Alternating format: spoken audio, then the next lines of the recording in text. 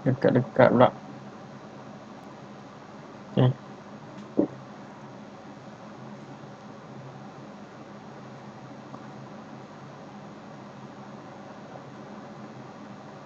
Hello guys, selamat datang ke Makeup Alice.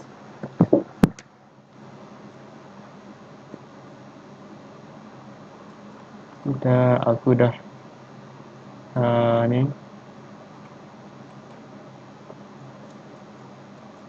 Oh betul, aku baru ingat. Tak ah.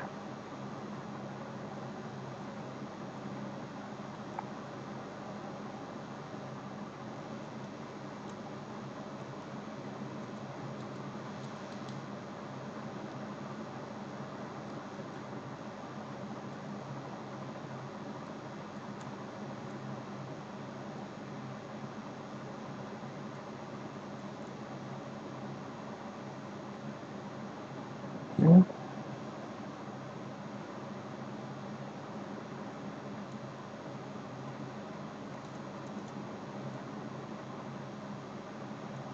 Tak ah. Aku punya barang aku mati.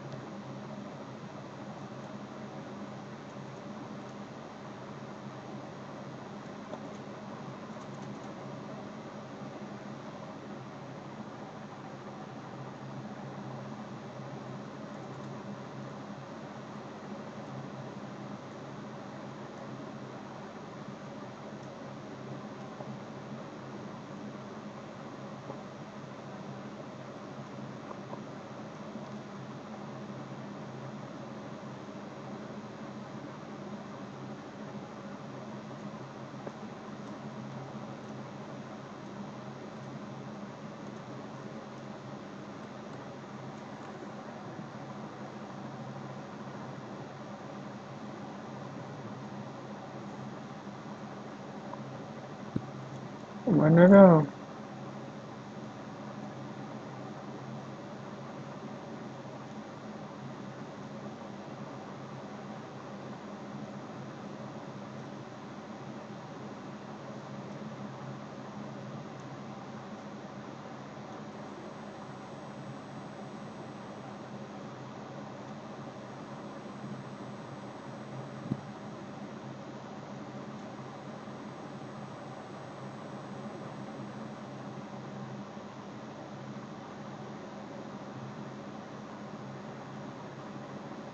Oh ni.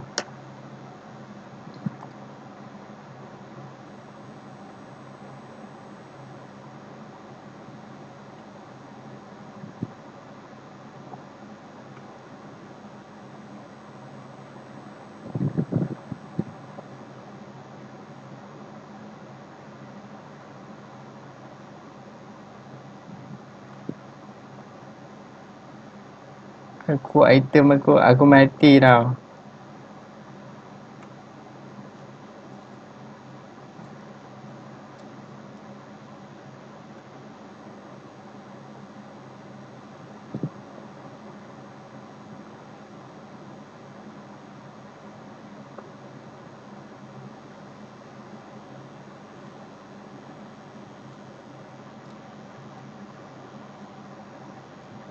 Ha?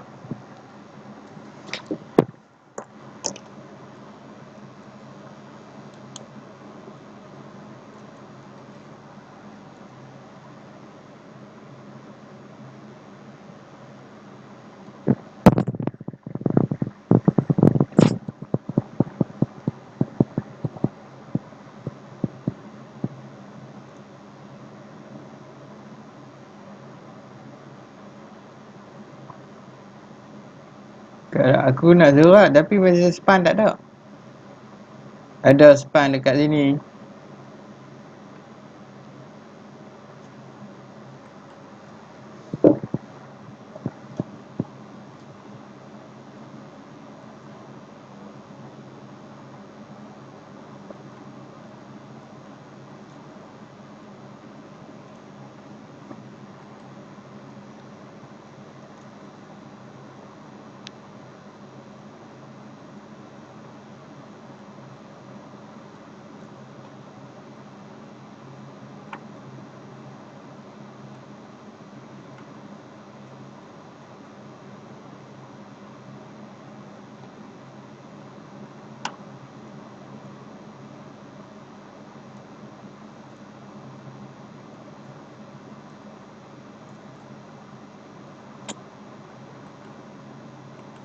Pula.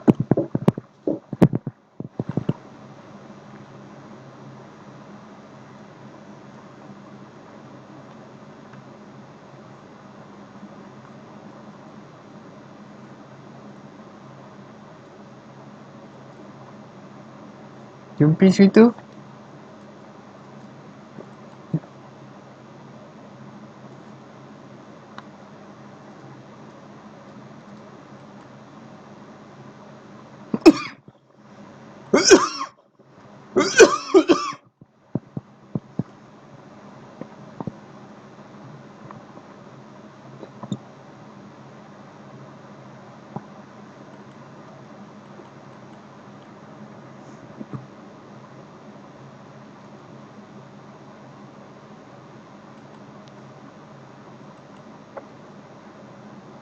Tak buat.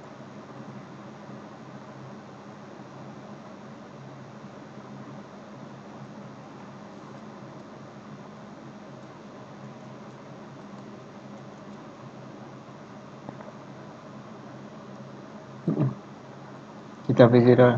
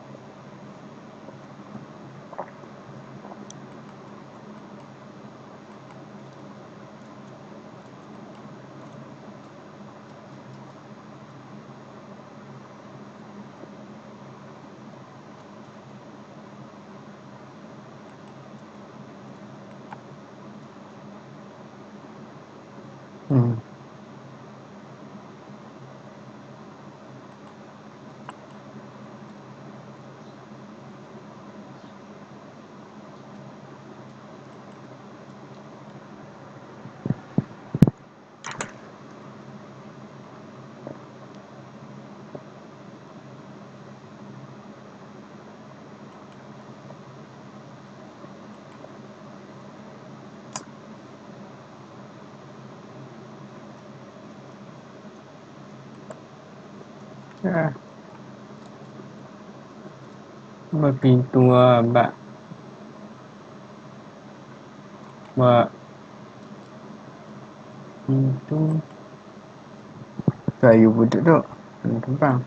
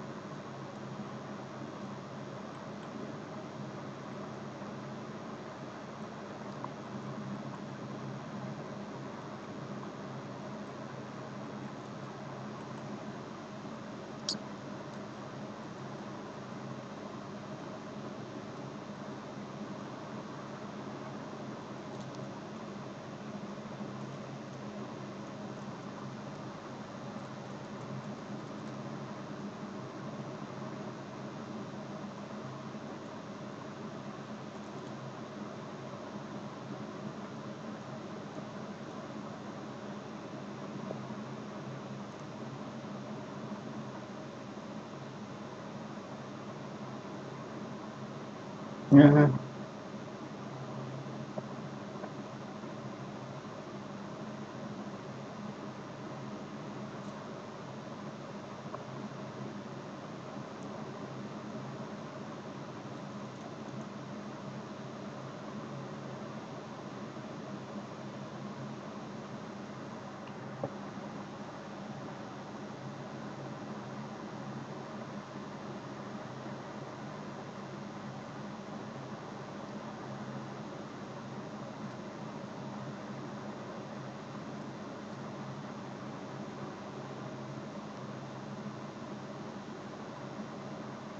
Cepat.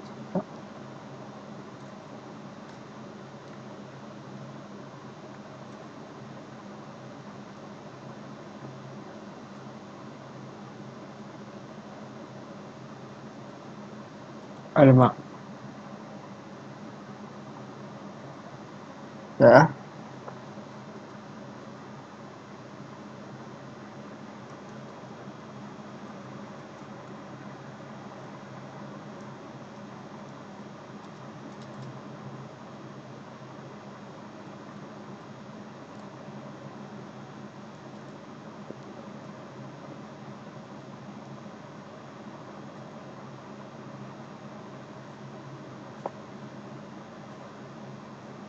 Ya.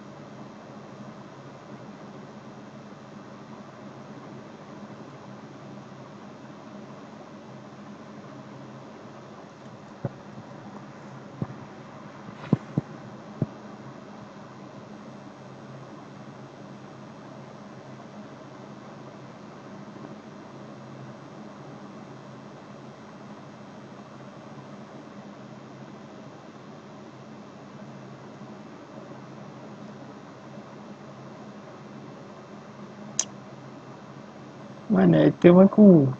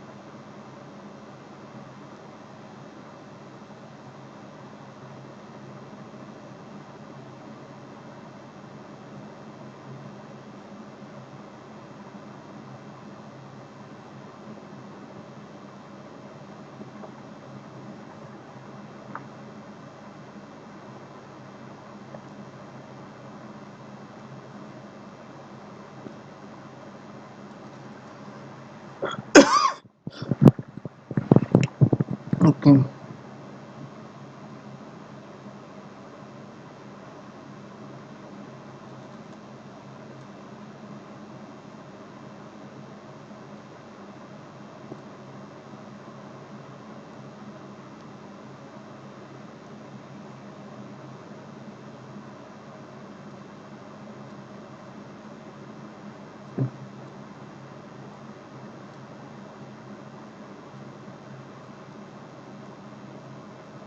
Okay.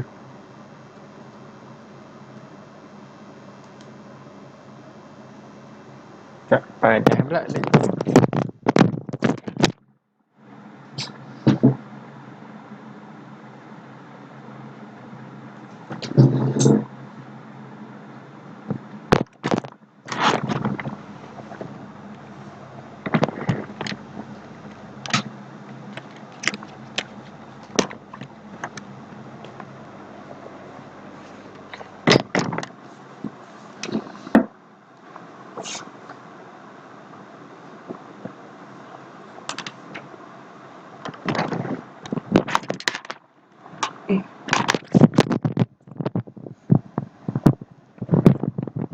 Okay.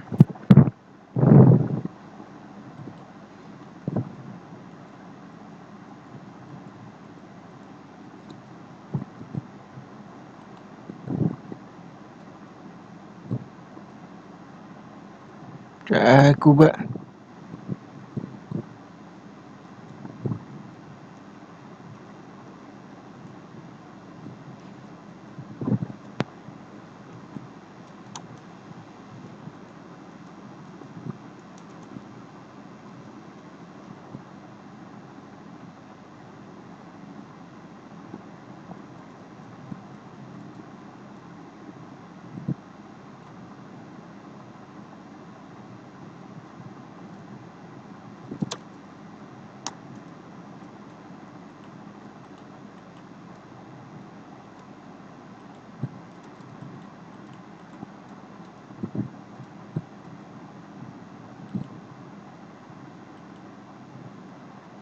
Belum.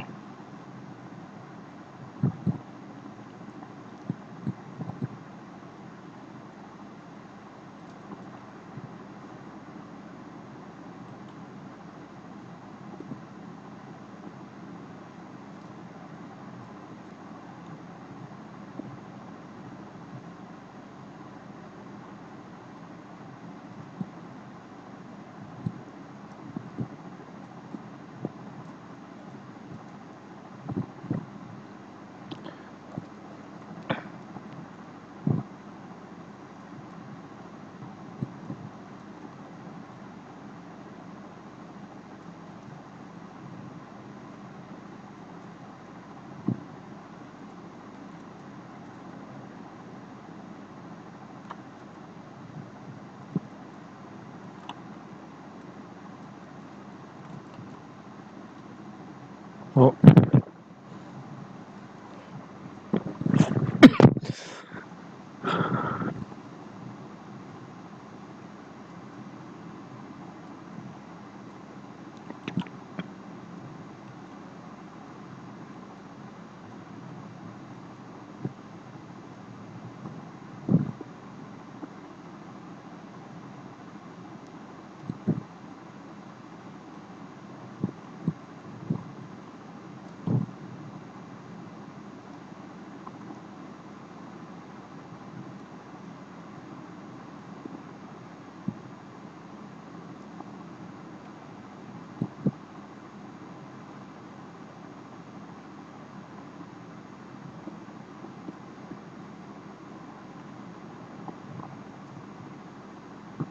Kita kena sedupkan ayat ni tepi sepan.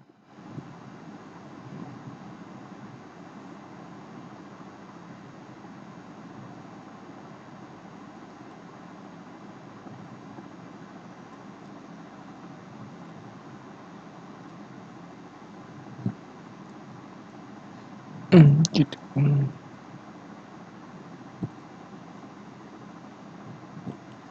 tengok apa.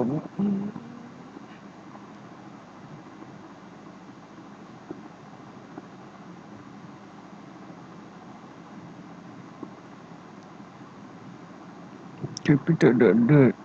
Tak ada.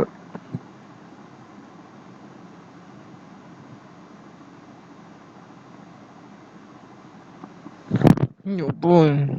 Kubus tu.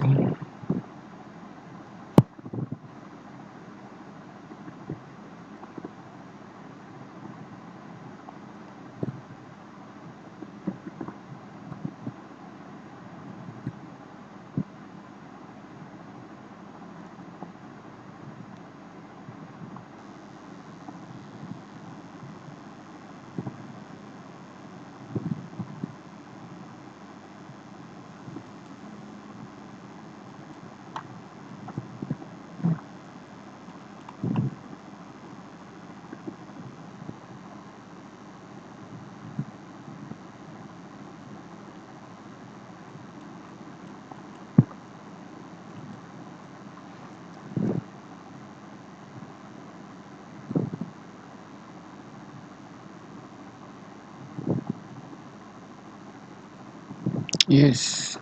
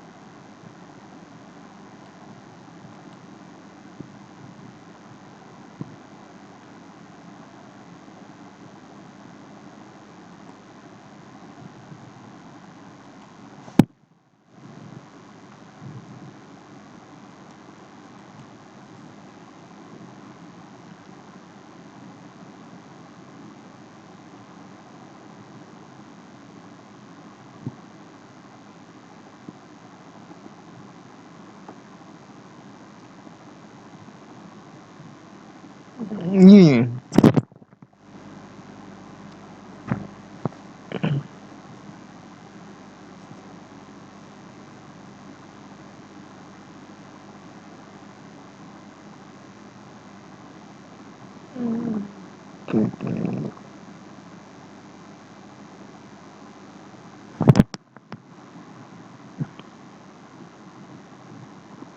Tunggu masa spawn ke.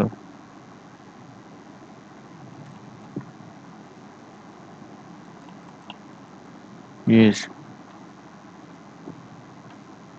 Kita tunggu.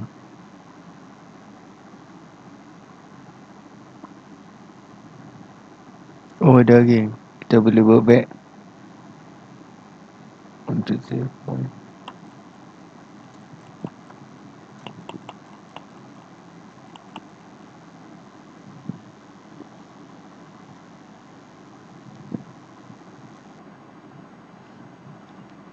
Ada spawn.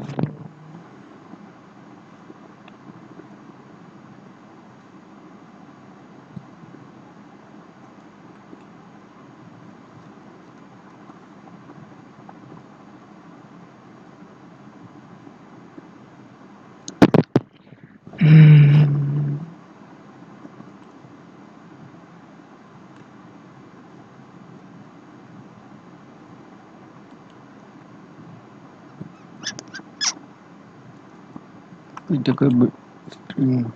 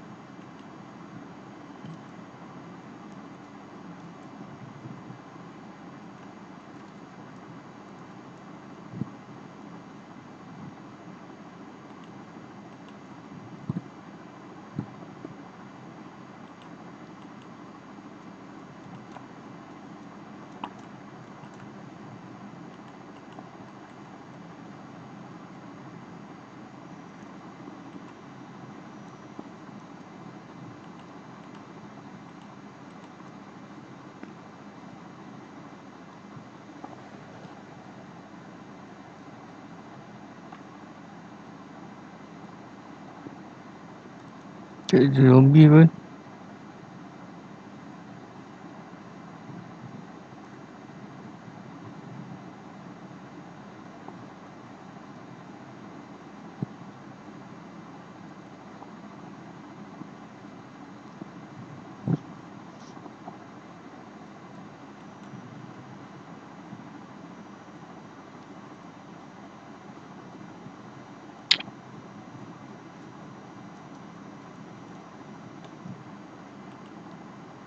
Hai, Mai.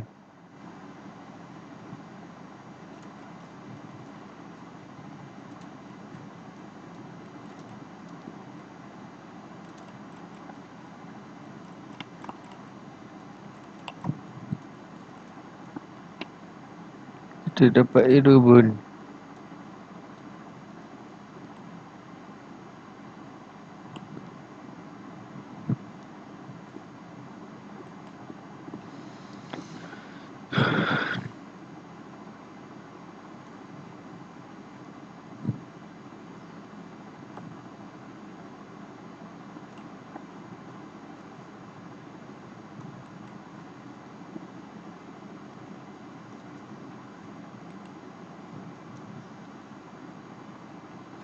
Terbokor.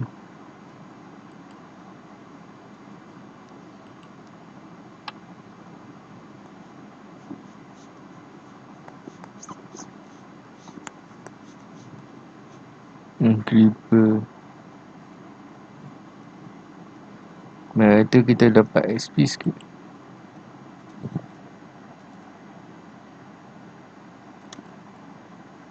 Creeper?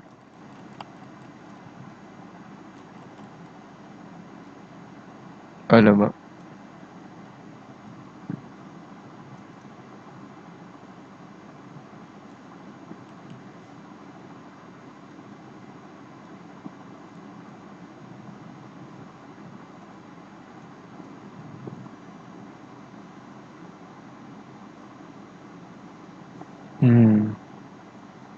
Kita pancing lah.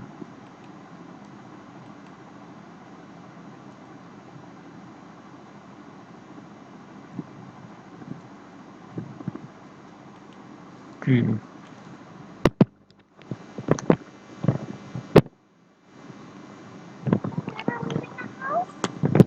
I won't! I promise!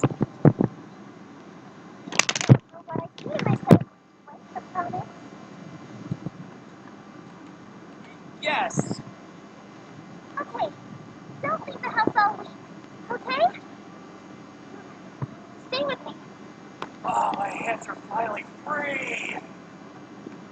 And so began a strange week. What is she gonna make me do?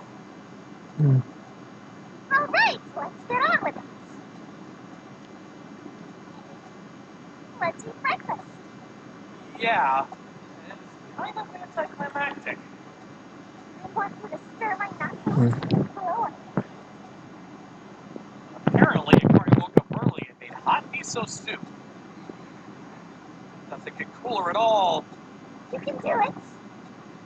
She's enjoying it. Thought she was gonna make me do something more outrageous.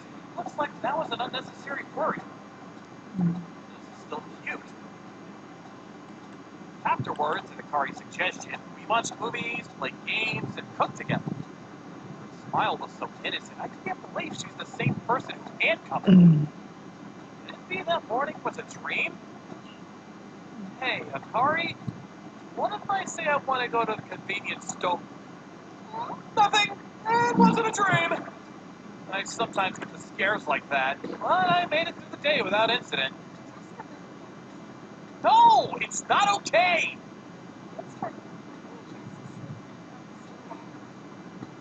It's too cramped. You won't sleep well. I won't be able to fall asleep in the first place. But I'm lonely. Just for a week. Say yes. What was? Told me about the first man that I encountered. So I certainly said that. So, let me be spoiled. Ari, I've been wondering something. Why don't you act spoiled in Kita front of your benci. mother? Isn't it easier to act spoiled to her than someone like me who isn't even blood related? That's because I feel bad doing that to my mom. Feel bad. I don't want to be a burden.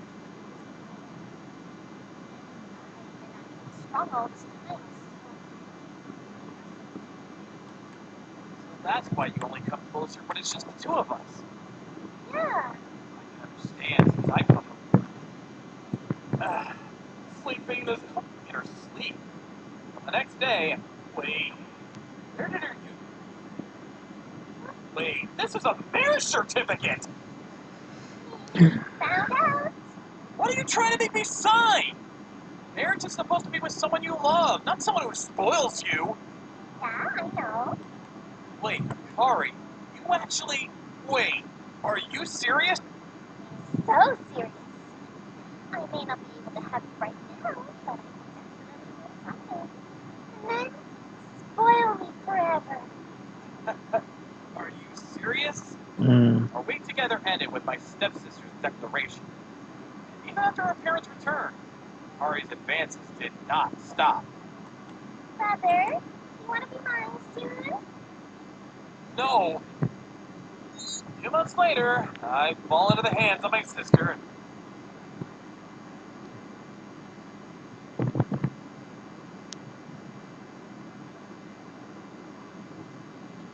Thunderbolt. It emits an electric shock defense its hind feet. Spider's threads must be responsible for it, which is why the cat is also helplessly weak. Tetsu attempts to cast meteorite to kill the spider in one go, but nothing happens. A warning window pops up, informing him that the ceiling is too low for him to use it. Finally, a semblance of game logic. Tetsu shifts tactics, and he uses the Thunderbolt skill he learned from the Thunderbolt. He lets out a flurry of electric shocks, but the absorbent spider deftly avoids every single one. He can feel his strength slowly fading away, but he realizes that the thread attached to his arm may conduct electricity. Thinking fast, he grips the thread and sends the electric shock coursing through, frying the spider. Now that it lies helplessly on the ground, Tetsu squashes it underneath his feet. Though touching a spider's smooched corpse is kind of gross, he'll do anything to get more power. Thankful for the cat's help in warning him, Tetsu cradles it and allows it to drink some water. He scoops up some of the spring water in his hand, and the cat cheerily drinks away. Cats are really nice, especially when their 20-inch tails smack you in the face. Wait, what? When Tetsu looks down, he sees that the cat is no longer a cat, but Cat Girl.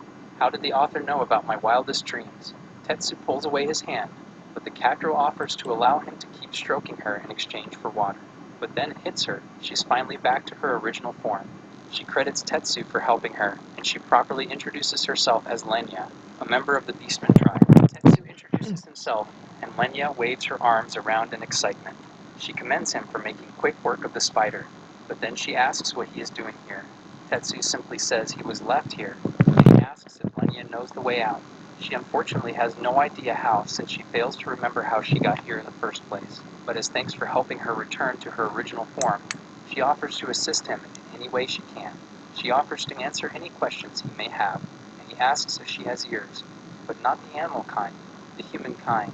Lenya's face suddenly turns bright red, and she yells that Tetsu is a deviant from the top of her lungs. He isn't exactly sure if he struck a nerve, and she shouts at him to never ask a question like that again. Tetsu profusely apologizes if he offended her in any way, and she also apologizes for yelling. She takes his hands and pulls him along so they can return to her house to meet her teacher. When he asks what kind of person this teacher is, Lenya says that they are a great person. Meanwhile, at Lenya's house, her master begins grumbling about Lenya being missing, having warned her beforehand not to wander out at night. Tetsu and Lenya hide behind some boulders to conceal themselves from the poisonous lizard blocking their path. He asks her if she has a plan to beat it, and she replies that she'll defeat it with her punches. Damn good plan. Tetsu doesn't seem to think so, and he feels that she'd die just by coming into contact with the pool of poison around the lizard, which seems to be its bodily fluids. Tetsu suggests trying to find a way around it, but Lenya warns that it will soon be nightfall and dangerous creatures come out at night. Vampires, zombies, and theater kids coming home from their illegal stage production of Hamilton. They could possibly jump over the lizard. They can also spit poison from its special glands, and that's a risk she isn't willing to take. Tetsu brings up his window to find something to beat the lizard with, but his mana is still low from all the thunderbolts he used against the spider. He rules out the use of Thunderbolt, which leaves Absorbent Thread as his only option. However, the thread appears to be weak against poison and fire, which makes it a bad matchup against the poison lizard. Regardless, he hatches a plan, and he asks Lenya if she's confident in her speed. Lenya walks in front of the poison lizard, and she taunts it into chasing her. She leads it far away from its original nest, but at the final stretch, Lenya trips over a rock and nearly dies. But she's done her job. Tetsu swoops in just in time to save her, just as a giant spiderweb traps the lizard. Their plan worked like a charm, and now all Tetsu has to do is wait for his mana to regenerate by draining the lizard's strength. However, the pace is excruciatingly slow due to his thread skill still being level 1. To make matters worse, the web is slowly breaking apart due to the lizard's poisonous skin. It breaks free of its bonds, and Tetsu has barely any time to react as the lizard spits out a huge splash of poison straight at them. Tetsu grabs Lenya and lowers her head, protecting her from the caustic ooze that burns his skin. In the end, it's all worth it, as Tetsu finally has enough mana for Meteorite. While still clutching Lenya, a meteorite descends from above and crushes the lizard before it can pounce. They made it by the skin of their teeth. Lenya jumps onto Tetsu in celebration, but he's just glad they made it through without dying. He's physically and mentally exhausted, but the threat of the poison ground still looms. He walks over to the lizard's corpse and absorbs it, which hopefully dispels the poison swamp. However, Tetsu begins to wonder if his absorbed skills also grant him other effects. He breaks off a piece of a poisonous mushroom and eats it, and no negative effects seem to happen. Suddenly, they hear a loud wailing, and a startled Lenya realizes that it is already nightfall. As they look behind them, a spirit of death appears, spanning the entire length of the ravine. Lenya asks if Tetsu can absorb it since it is already technically dead, but he replies that he'll have to touch it first, to test if they can even touch the thing. Lenya tosses a rock, which harmlessly passes through the spirit. Well, time to run. Lenya leads Tetsu to her home so they can escape the spirit, but it quickly catches up to them. Seeing that she has no choice, Lenya uses her beastification ability to transform into a giant cat. She tells Tetsu to get on her back, and he asks if she is Lenya. This MC, I swear to God. He leaps onto her back, and they gain a huge lead on the spirit, and they are fortunately near her house. After turning a corner, they reach a dead end with a hidden door carved into the stone. Lenya approaches the door and tries opening it with her claws, but she can't. Tetsu helpfully suggests that she transform back into her human form. That's a good idea, but Lenya is too exhausted to properly change back, and the best she can do is revert to her smaller cat form. Tetsu lifts her up, and she points toward the discreet door handle. The door slides open, and they enter Lenya's house. Her master isn't pleased with her coming home so late, and she berates her for ignoring her warnings. Tetsu then looks down, and he sees a small teddy bear being very angry.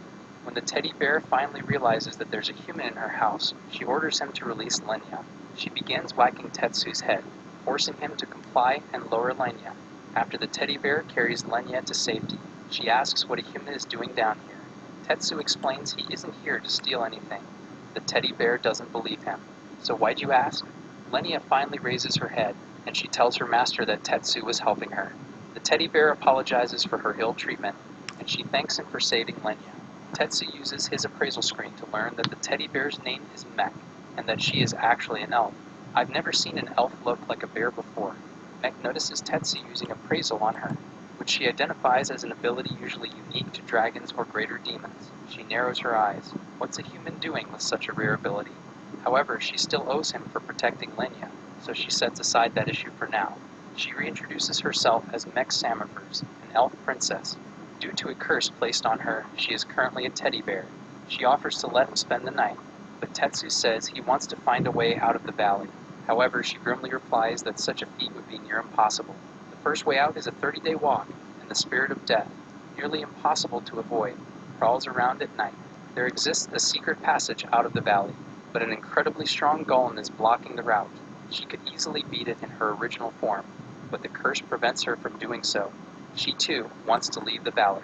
Lenya cries out that she and Tetsu might be able to defeat the golem if they were trained to, but Mech is skeptical. Lenya tells Tetsu to show Mech his status window so that she can be easily convinced.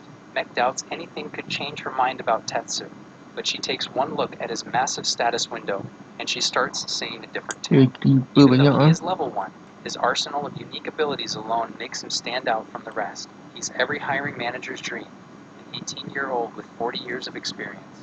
Mech has never even heard of corpse absorption. He explains that the skill allows him to absorb the statistics and abilities of corpses from when they were alive, and he credits it for his survival. With this ability, Mech sees that they have a real chance. She pushes him through an intense training regimen, complete with drill sergeant-like motivational speeches.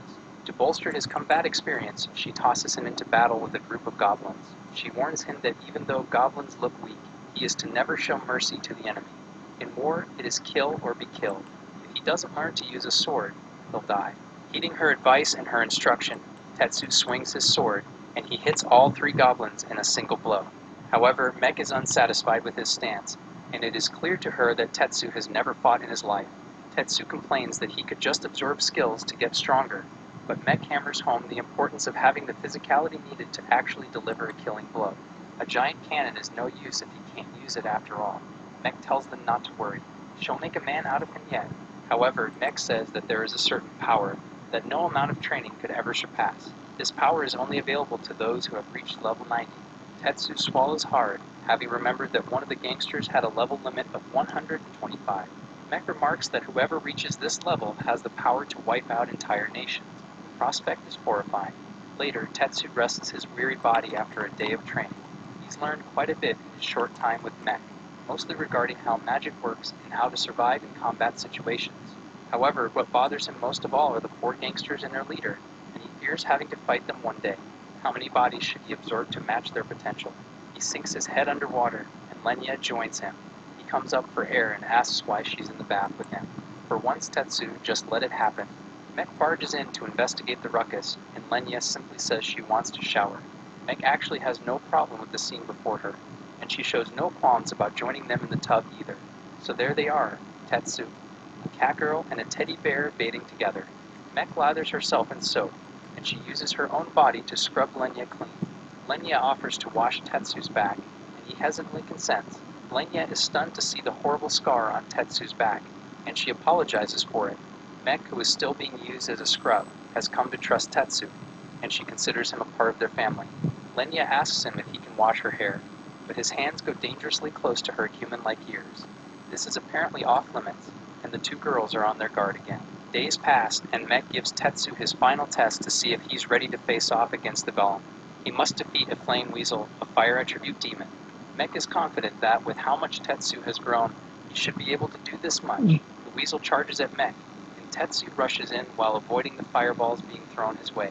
Just as instructed, Tetsu finds a single opening and ends the fight with 1 attack.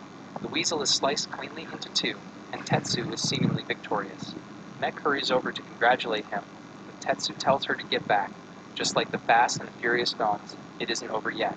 The flaming weasel burns itself up, and a pure fire elemental that makes up its soul emerges from the charred husk. It launches itself at Mek, but fortunately, Tetsu manages to intercept it. The fire begins burning through his skin, but his poison ability quickly brings it down. Mek hurries over to check on Tetsu's injuries, and she apologizes for being careless. Lenya briskly walks over with a large monster corpse so that Tetsu can heal himself. Later, Tetsu and the others spend their last night inside their quaint little home. Mek asks him what he plans to do once he gets out of the valley, but he hasn't thought that far ahead. He simply wants to exact revenge. Mek is surprised that Tetsu is the vengeful sort, but he's made up his mind to pay back all those who have wronged him. He just isn't sure he has the strength to do it. Lenya slips into his shirt, and he complains that every time she does this, he wakes up with a stiff back. Lenya doesn't care. She's comfy this way. Mek teases that he and Lenya appear to be father and daughter, but Tetsu tells himself that he's too young to have a daughter in the first place. That would make Mek the mother, and she doesn't mind marrying him. Tetsu minds having a stuffed animal for a wife, though. Lenya jokes that Mek is more like their grandmother, and she gets up in a huff. She swears to break the curse laid on her so that they can see her youthful appearance for themselves. Lenya's mind suddenly wanders to them going their separate ways, and she is hit with a profound sadness. Mek says she has no intention of abandoning her at all, since there is so much more to teach them. Lenya is comforted somewhat, and she is glad that the 3 of them will continue to stick together. Lenya yawns and drifts off to sleep, while Tetsu follows suit soon after. Mek notices the bad burn marks on his hands that he tried to conceal, and she blames herself for his injuries. She promises to take responsibility for this for the rest of her life, because they are her beloved disciples. No matter what, she will always be by their sides. The next day, Tetsu kills another goblin, but he no longer feels like he is getting any stronger. Mek suggests it is because he has grown so strong that he can no longer tell the difference. Lenya suggests that they bring Tetsu to a graveyard so he can rapidly raise his power, but Mek refuses to turn him into a necromancer and gravedigger. Tetsu admits that he actually did scavenge some powers from a corpse when he first arrived at the valley, so Mek folds her arms and says that was the only exception. They eventually reach their ultimate destination, the giant golem, a fearsome giant made entirely out of stone. Its steps alone cause the earth to tremble. This is their final showdown and the final hurdle on their path towards freedom. Mek and Lenya attack first, while Tetsu is kept in reserve. Mek warns them that Lenya's beast form will only last 10 minutes at most. It's all or nothing. The golem brings its mighty fist down to bear, and if it weren't for their quick reflexes, they would have been flat. But even giants can be defeated, and Mek tells them to target its heart, the red core located on its chest. Tetsu channels a fireball and tosses it straight at the core, but the golem blocks it with his hand, and the embers harmlessly bounce off. The only spell that could possibly work would be Meteorite, but the ceiling is too low. Therefore, their only choice is to attack it directly, head-on. Mek commands Lenya to distract the golem while Tetsu tries to find an opportunity to strike the core. Lenya successfully goads the golem into attacking her, and she deftly avoids every large punch thrown her way. Their opportunity eventually arrives when the golem overextends itself. With its arm too high to guard, Tetsu has the perfect chance to strike the core. However, a few feet away from the core, a powerful barrier deflects his blade.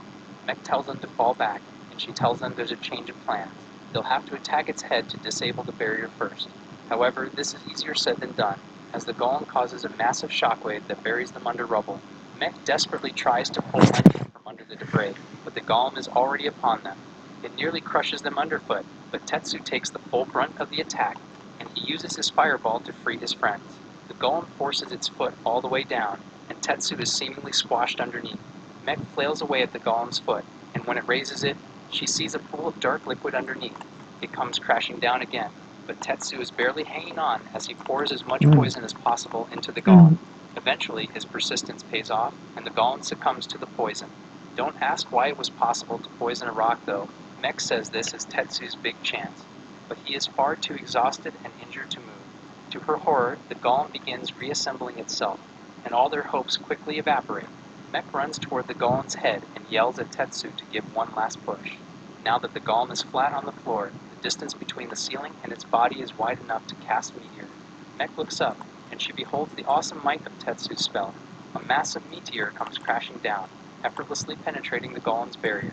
Mech gives Lenya the signal, and she darts as fast as she can to destroy the exposed core. The golem's body crumbles into thousands of tiny pieces. Tetsu manages to reach out to and eat one of these rocks, granting him a portion of the golem's attributes. He is now far more powerful than before. They fall to the floor, relieved that the ordeal is over. All things considered, Mech finds that the battle was easier than she thought, but Lenya complains that it would have been easier had that pesky barrier not been there. They hear a loud rumbling sound coming from the other side of the room, and they look forward to leaving this dreadful valley. However, against their expectations, a black knight emerges from the door.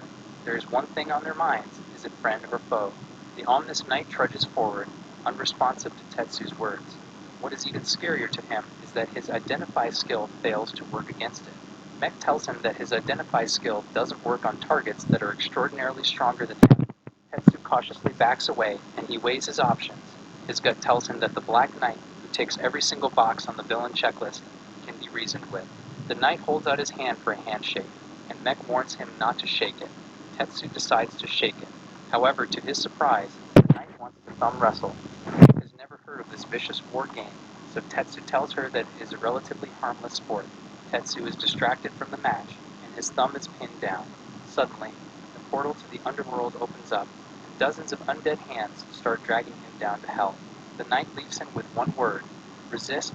Tetsu snaps out of it, and he finally responds to Mech's cries. The knight is nowhere to be found, and Mech explains that he suddenly disappeared. Mech asks if Tetsu is okay, and he sees a strange symbol on his hand. But a moment later, it is no longer there. Tetsu is unable to remember what the mark looked like, though he notices a faint smell on his hand. Mech asks Lenya to help, and she reluctantly complies. The stench is foul, and she nearly throws up. She is unable to describe the smell, and she refuses to do it a second time. For now, Mech suggests that he wrap his hand in cloth. They'll have to find a solution elsewhere. Regardless of what happened, they can finally leave the Valley of Death without having to wrestle the Undertaker. Tetsu, Mech, and Lenya emerge from the Valley of Death after what felt like an eternity. However, they have more things to worry about, as Tetsu spots a sea of corpses underneath them. Mech doesn't seem too bothered, as a scene like this is normal in their world. Based on their map, they seem to be south of the Locust Plains, and the nearest settlement near them is Mestros. Lenya glances at all the bodies on the floor, and she senses that Tetsu's about to get even more overpowered if he consumes them all. Mech points at the several goblins scavenging and looting the fallen warriors. She thinks they are the lowest of the low, and she refuses to see Tetsu lower himself to their level. Tetsu promises to uphold himself to a certain standard, but when Lenya jokes that all her ideals and morals are phony anyway, she pouts. As they descend the cliffside, Mech takes one last look at the hundreds of corpses. She finds it odd that the only dead bodies present are those of lizardmen, and she doesn't remember humans having the power to wage such an overwhelmingly one-sided war against them. Tetsu, Lenya, and Mech arrive at the city of Mestros. Noticeably, there aren't any humans around, and there don't seem to be any beastkin either. Tetsu asks how Lenya is adjusting to the world outside, and Mech says that she's lost quite a bit of her memories. Mech didn't want to do this out in the open, but she is forced to clear something up about Lenya. The truth is that the nias she adds at the end of her sentences is an accent. She calls it cringe, and Lenya furiously shakes Mech in retaliation. Mech says they have two other problems, a matter of her curse and the fact that they don't have any money. Tetsu is willing to work any odd jobs he needs to, but Mech says there's a better way to make use of his strengths. They head to the gladiator arena, where he can earn his fortune by cracking skulls. Tetsu shifts uncomfortably in place. He'd much rather work normally, and with so many people looking at him, he feels unbearably nervous. His three opponents are a bit hesitant to pick on a weak-looking human, especially someone whose level limit is 1. The fishman boasts he is level 27, the ogre boasts he is level 23, and the dark elf proudly states he is the highest at level 30. Regardless of the difference in levels, Tetsu makes sure not to let his guard down. Mech tells him this will be a cakewalk. The ogre rushes forward and throws a punch, and though Tetsu blocks the blow, the force carries him across the arena, and he crashes against the wall. To his surprise, Tetsu survives. Mech chastises him for not Dia avoiding, bakar but Tetsu Allah. says he's too nervous. The ogre comes charging in again to finish the job, but Tetsu gets out of the way, and the ogre's body smashes into the wall instead. Tetsu jumps up, coats himself in electricity, and kicks the ogre in the eyes, bringing him down in a single hit. The fishman goes next, and he uses the speed he is proud of to thrust his lance. However, Tetsu effortlessly weaves through his attacks, and in no time at all, he closes the gap. He grabs the fishman's head and electrocutes him half to death. The last remaining opponent, the Dark Elf, begins channeling a large area of effect spell without regard for his comrades. He even clarifies to Tetsu that they aren't his friends, buddy. The Dark Elf sends the Inferno crashing down on the battlefield, confident that he has won. However, Tetsu manages to escape with the ogre and fishman relatively unharmed. He hurls the massive ogre flying toward the Dark Elf, squishing him to death. Later, at the reception hall, the arena owner refuses to give Mech her payout, insisting that Tetsu must have cheated somehow. There's no way a level 1 could have defeated 3 people in their 30s. The owner demands that Tetsu show his status to all of them, and when they refuse to, they kick him out. Mech is furious that she didn't get any prize money, and Tetsu apologizes for being level 1. She tells him that there's no need to, and that they still have one last option to make money, the Adventurers Guild. Mech stresses the need to have money, because cities won't let those without ample reserves into their walls. This is a time of war, and they have no choice but to head to the guild. Tetsu asks if they'll also go to war sooner or later, and Mech says that's normal for someone his age. If Tetsu could be a golem, he could be pretty much anything. The guild doors suddenly swing open, and a Minotaur bumps into Tetsu. However, it is the Minotaur that gets sent to the floor. Irritated, the Minotaur grabs Tetsu by the collar and begins making a scene, while Lenya tries to pull Mech out of the bushes. Suddenly, a soothing voice calls out to Tetsu, asking if he wants to join the guild. To his surprise, it is a human, apparently the only human in the city. Hey everyone, it's Wildman, and guess what? Today we're diving into a pretty crazy series. We're diving into the deeply disturbing Vita Carnis.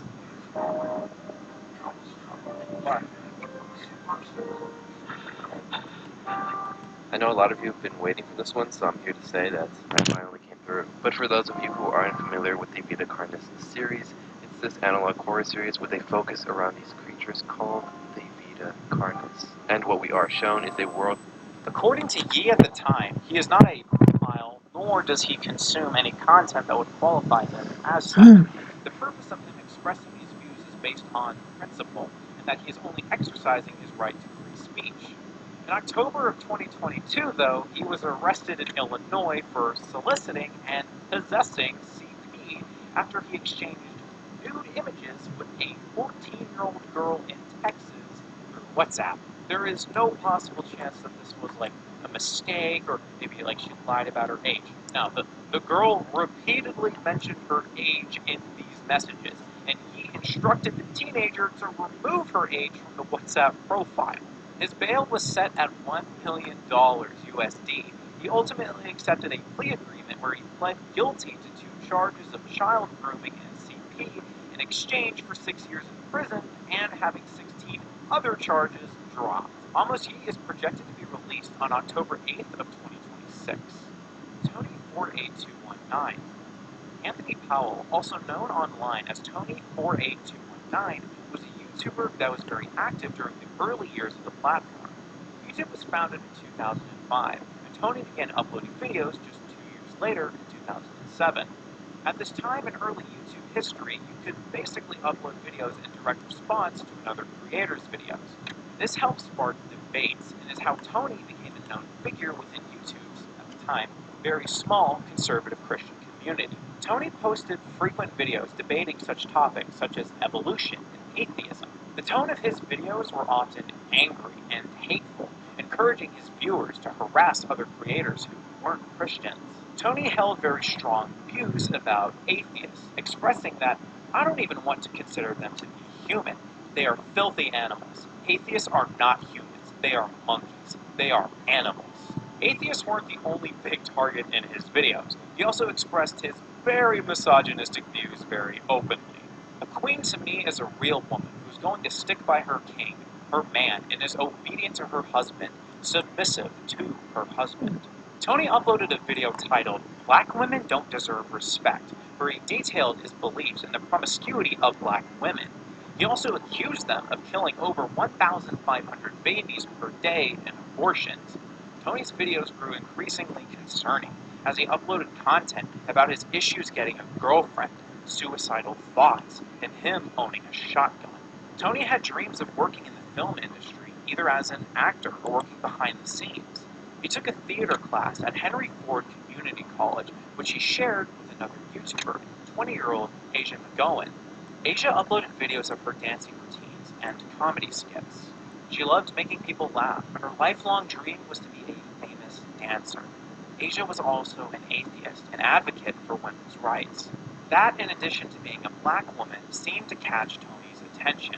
Tony took an interest in Asia's channel and left hateful comments on her videos from multiple different accounts. On April 6th of 2009, Asia posted a video defending herself against the hateful comments that she had been receiving online. 4 days later, on April 10th, 2009, their mutual theater class met on Good Friday, a particularly quiet day on campus.